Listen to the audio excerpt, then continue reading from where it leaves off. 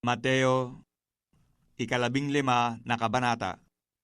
Na magkagayoy, nagsilapit kay Jesus na mula sa Jerusalem ang mga Pariseo at ang mga eskriba na nagsisipagsabi, "Bakit ang inyong mga alagad ay nagsisilabag sa salit-saling sabi ng matatanda?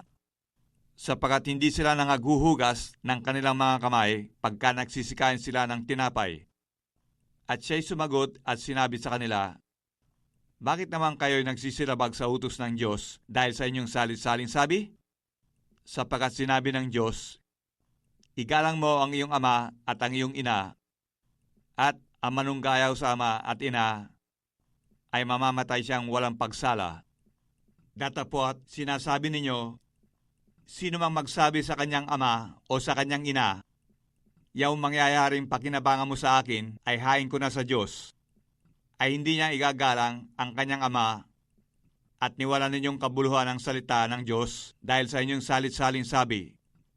Kayong mga mapag-imbabaw, mabuti ang pagkaula sa inyo ni Isaias na nagsasabi, ang bayang ito'y iginagalang ako ng kanilang mga labi, datapwat ang kanilang puso ay malayo sa akin. Datapwat walang kabuluhan ang pagsamba nila sa akin, na nagtuturo ng kanilang pinakaaral ang mga utos ng mga tao. At pinalapit niya sa kanya ang karamihan, at sa kanila'y sinabi, pakinggan ninyo, at unawain. Hindi ang pumapasok sa bibig ang siyang nakakahawa sa tao, kundi ang lumalabas sa bibig. Ito ang nakakahawa sa tao, na magkagayoy nagsilapit ang mga alagad, at sa kanya'y sinabi, nalalaman mo bagang nangagdamdam ang mga Pariseo pagkarinig nila ng pananalitang ito? Datapwat sumagot siya at sinabi, ang bawat halamang hindi tinanim ng aking ama na nasa kalangitan ay bubunutin. Pabayaan ninyo sila, sila'y mga bulag na taga-akay, at kung ang bulag ay umakay sa bulag, ay kapwa sila nangahuhulog sa hukay. At sumagot si Pedro at sinabi sa kanya, ipaliwanag mo sa amin ang talinhaga. At sinabi niya, kayo baga namay wala pa rin pag-iisip?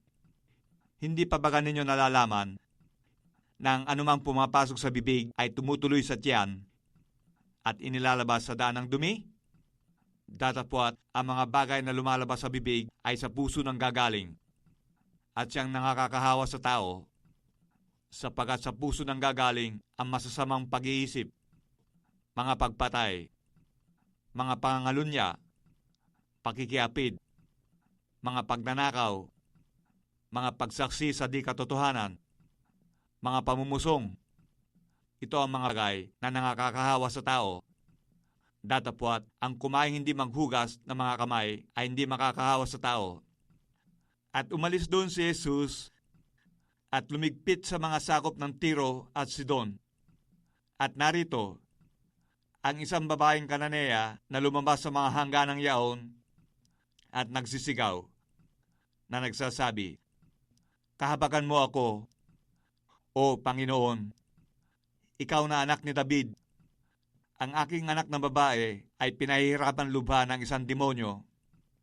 Datapwat siya hindi sumagot ng anumang salita sa kanya, at nilapitan siya ng kanyang mga alagad at siya'y pinamanhikan, na nangagsasabi, paalisin mo siya, sapagkat nagsisisigaw siya sa ating hulihan. Datapwat siya'y sumagot at sinabi, hindi ako sinugo kundi sa mga tupang nangaligaw sa bahay ni Israel. Datapwat lumapit siya at siya'y sinamba niya, na nagsasabi, Panginoon, saklolohan mo ako. At siya'y sumagot at sinabi, hindi marapat na kunin ang tinapay sa mga anak at itapon sa mga aso. Datapwat sinabi niya, oo, Panginoon, sapagkat ang mga aso man ay nagsisikay ng mga mumo na nangangalaglag mula sa dulang ng kanilang mga Panginoon. Na magkagayoy, sumagot si Jesus at sinabi sa kanya, o babae, malaki ang pananampalataya mo, mangyari sa iyo ayon sa ibig mo. At gumaling ang kanyang anak mula sa oras na yaon. At umalis si Jesus doon at naparoon sa tabi ng dagat ng Galilea at umahon sa bundok at naupo doon. At lumapit sa kanya ang lubhang maraming tao na may mga pilay, mga bulag, mga pipi, mga pingkaw, at iba pang marami. At sila'y kanilang inilagay sa kanya mga paanan, at sila'y pinagaling niya. Ano pat nangagtaka ang karamihan nang mga kita nilang nangagsasalita ang mga pipi, nagsisigaling ang mga pingkaw, at nagsisilakad ang mga pilay, at nangangkakakita ang mga bulag, at kanilang niluwalhati ang Diyos ng Israel. At pinalapit ni Jesus sa kanya ang kanyang mga alagad, at sinabi, nahahabag ako sa karamihan, sapagkat 3 araw na sila'y nagsisipanatili sa akin at wala silang makain. At di ko ibig na sila'y paalisin ng kag-aayuno, baka sila'y mga lupaypay sa daan. At sa kanya'y sinabi ng mga alagad, saan tayo mga kakakuha rito sa ilang ng sapat na daming tinapay na makabubusog sa ganyang lubhang napakaraming tao? At sinabi ni Jesus sa kanila, ilang tinapay mayroon kayo? At sinabi nila, 7, at ilang malilit na isda. At iniutos niya sa karamihan na magsiupo sa lupa, at kinuha niya ang 7 tinapay at ang mga isda.